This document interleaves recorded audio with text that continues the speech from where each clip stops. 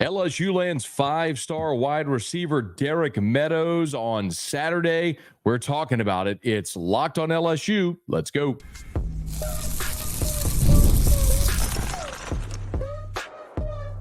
You are Locked on LSU, your daily podcast on the LSU Tigers. Part of the Locked On Podcast Network, your team every day.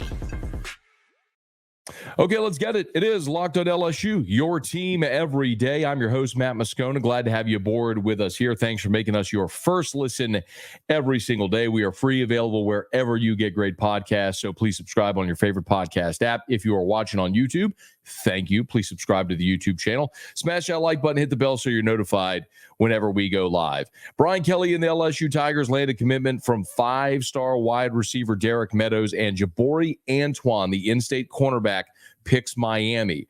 Want to talk about both those guys, what their decisions mean, and what's next for LSU. That's all coming up on today's episode. Let's start with the good news. Meadows was first up, and as expected, picked LSU over Notre Dame. Now, Derek Meadows had a long list of suitors, and he is a 6'6" wide receiver. What's interesting about Meadows, actually just specifically about his size, is, there was a time when Texas A&M came in the league. You might remember this.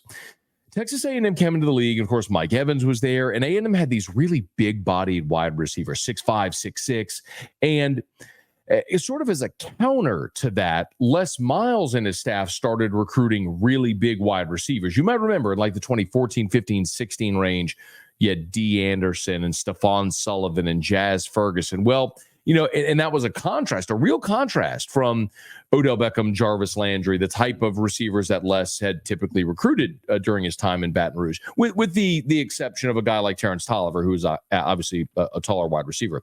So, to see Derek Meadows commit is a bit of a throwback to that era. But look, make no mistake. You were talking about a guy that is a five-star, according to 24/7, the number 32 overall prospect in the country. In the composite, he's the number 41 overall player in the country, the seventh best wide receiver. And I say it often, if you're going to get on a plane and fly over states to go recruit a prospect, make sure it's worthwhile. You want to get on a plane to go recruit Bryce Underwood, the number one quarterback in the country out of Michigan? Great. You want to go on a plane to recruit Derek Meadows, a five-star wide receiver out of Bishop Gorman in Las Vegas? I'm here for it. So Cortez Hankton and LSU, they land a big one. And receiver is going to be, I'm going to maintain this. Receiver is going to be a big need for LSU in this 2025 class because Kyron Lacey, Chris Hilton, very likely CJ Daniels and Xavier Thomas. Those four are likely gone after the 2024 season. We'll see what happens with guys like Aaron Anderson. You could always have more attrition in the transfer portal. So you are very likely going to need numbers. And up to this point, you had only had Teron Francis committed. Now, that's an in-state receiver, a very talented prospect that people are excited about out of Edna Carr in New Orleans. You needed more numbers, and you got a really big one here in Derek Meadows. And listen, LSU is shooting their shot, with these receivers. They've gone after the biggest name prospects in the country in the receiver group. They went after DeCorian Moore, had him committed, ultimately decommitted. Now he's landed at Oregon. They got an official from Kalik Lockett. It looks like Kalik Lockett is ultimately the number 3 receiver in the country. Looks like he's going to land at Texas. CJ Wiley, an LSU legacy. He's a top 100 player nationally.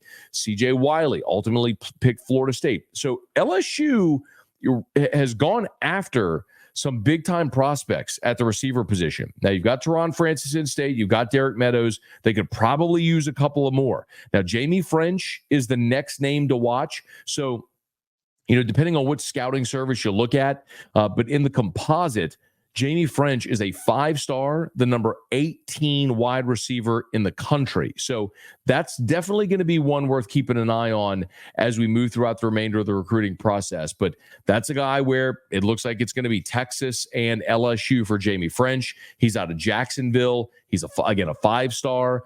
If you can land a guy like Jamie French, in addition to Derek Meadows, that would be 2 5-stars, and then Teron Francis, a highly regarded in-state 4-star, and then I mean, of course, you're going to keep recruiting Decorian Moore until the very end of this cycle. So all is certainly not lost there with the other guys needing numbers.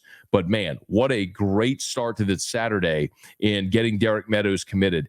And they're going to need more at that position. And if you don't get other big-time prospects out of the high school ranks in this class, you could still always hit the transfer portal like LSU did this past year.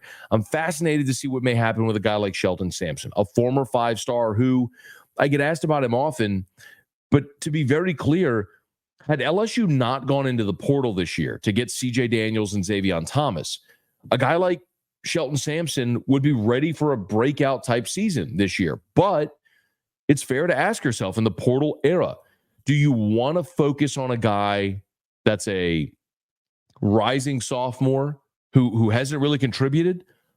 Or would you rather add a 1,000-yard receiver like you did in CJ Daniels? So that's always going to be the strange juxtaposition, the question that coaches are going to have to ask as they build and maintain a roster. But for LSU, getting Derek Meadows, both physically, both literally and figuratively, a massive prospect, a 6'6" wide receiver, a 5-star, a little bit of a throwback to an era about a decade ago where the Tigers were zeroing in on those big physical wide receivers. So it wasn't all great news for LSU on Saturday though, as Jaboree Antoine picked Miami. I want to get to that here in just a quick second. Our show today is brought to you by FanDuel. Of course, y'all, I love sports. So do you. It's literally why you're listening to this podcast right now. I love sports so much, and we really never want sports to stop. But the playoffs wind down. We get fewer games. The sports aren't sporting like we want them to. That's why we have FanDuel, because FanDuel lets me keep the sports going whenever I want. All I got to do is open the app, dream up bets anytime I'm in the mood. Literally looking at the FanDuel app right now. You can bet on worldwide racing. Of course, you can get for new customers to bet $5, get $200 in bonus bets if you win. Check that out right at get all the specifications there. You can get all the info at the top of the FanDuel app. When you open it up, you'll see all those boosts. I cannot recommend highly enough. Even if at some point in your life you used a different app or a different betting service, listen, FanDuel's giving you free money. They're giving you an opportunity for free bets. So take advantage of all these boosts when you can. It's at FanDuel. FanDuel.com. Head over to FanDuel.com. Start making the most out of your summer. This summer, FanDuel is hooking up all customers with a boost or a bonus daily. That's right. There's something for everyone every day, all summer long. FanDuel, official sports betting partner of Major League Baseball. So, great news on the Derek Meadows front, as we talked about. Tigers land their second wide receiver committed this class, another 5-star. As you look at this LSU class right now, 18 commitments, number 3 in the composite rankings right now, behind only Bama and Ohio State. And both of those programs presently have more committed prospects than you do. So it continues to be with LSU a quality over quantity proposition for LSU right now. You know, Alabama's got 23 commits. Ohio State's got 24 commits. LSU's third with 18. So get a few more of those in the boat and you'll see how it goes. It's also worth noting, man, and I want to hat tip Zach Nagy for this on Twitter. In the last 30 days, to show you just how on fire LSU has been recruiting, this is the last 30 days. Carius Kern, the number 1 interior offensive lineman in the country. Jesse Harrell, the number 8 edge. Zion Williams, the number 7 defensive lineman. Damian Shanklin, the number 11 edge. DJ Pickett, the number 1 cornerback in America. Derek Meadows, a 5-star wide receiver. Jace Thomas, the 4-star safety out of Destrehan. Brandon Brown, the 4-star defensive lineman out of Florida. This is just an absolutely unreal stretch for Brian Kelly. These 8 commitments in the last 30 days, and it's not just numbers. Again, it is quality over quantity. And LSU has put themselves very clearly in position to push for the number 1 class in the country, depending on how this cycle fills out.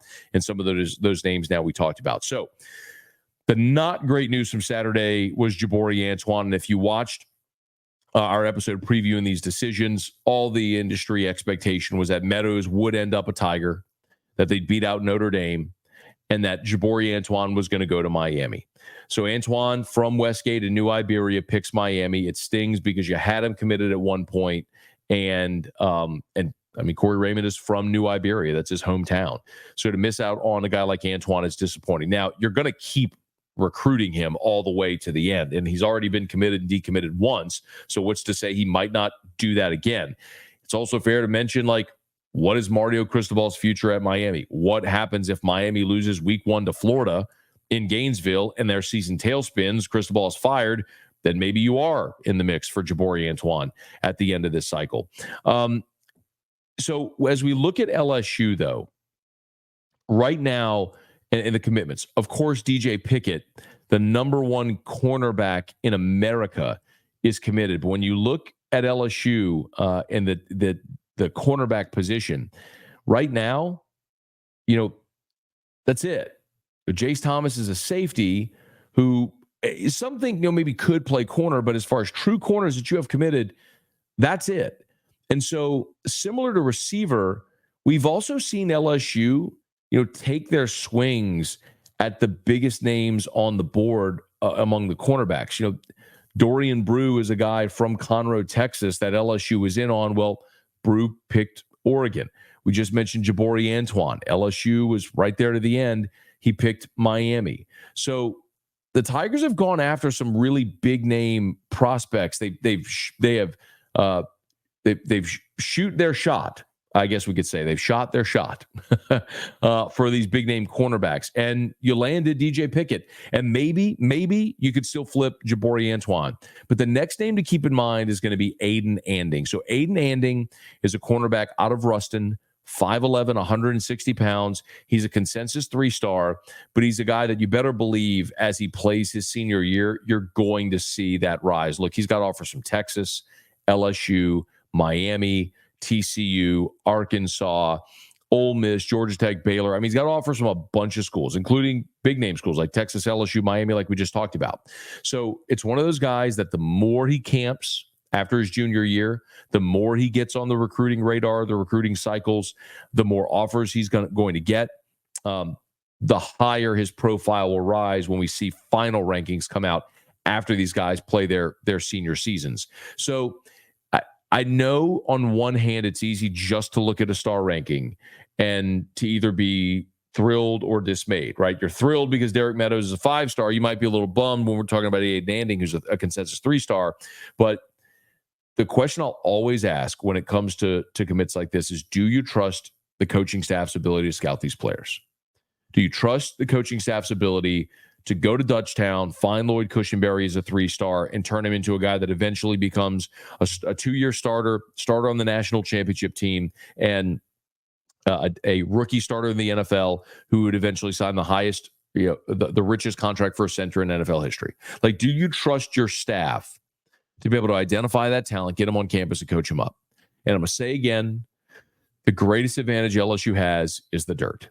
And sometimes you lean into it because if there's guys from Louisiana who have always grown up wanting to play at LSU, they're always going to be more likely to stay. That's not binary. It's not going to be everybody. We've seen Walker Howard, guy from Louisiana, legacy, wanted nothing more than to play for LSU, was here for a year and left. Lance Hurd from Louisiana was here for a year and left. So I'm not saying it's binary. Of course, there's always guys who could leave, but you're more likely to get guys to stick around when they've always wanted to be an LSU Tiger. Garrett Nussmeier, case in point, sat and waited 3 years. Why? Family from Southwest Louisiana, wanted to be an LSU Tiger, wanted to be the starting quarterback at LSU, so he waited his turn, and now he has that opportunity. You're more likely to be able to build consistency through your roster when you get those guys that will stay. And maybe Aiden Anding is next, so we'll keep an eye on him. So a 50-50 day for LSU. They land Derek Meadows. They miss on Jaboree Antoine, but the Tigers with 18 commits right now, one of the best classes in the country, and Brian Kelly and the staff on an absolute heater over the last 30 days. And as this continues to develop, you better believe we'll be talking about it right here on Locked On LSU. So Again, if you're new, please subscribe on your favorite podcast app. Rate us, leave a review. If you're on YouTube, smash that like button, subscribe to the YouTube channel, and hit the bell so you're notified when a video posts. And please let a friend know that if they love the Tigers, we got you here every single day for Locked on LSU, your team every day.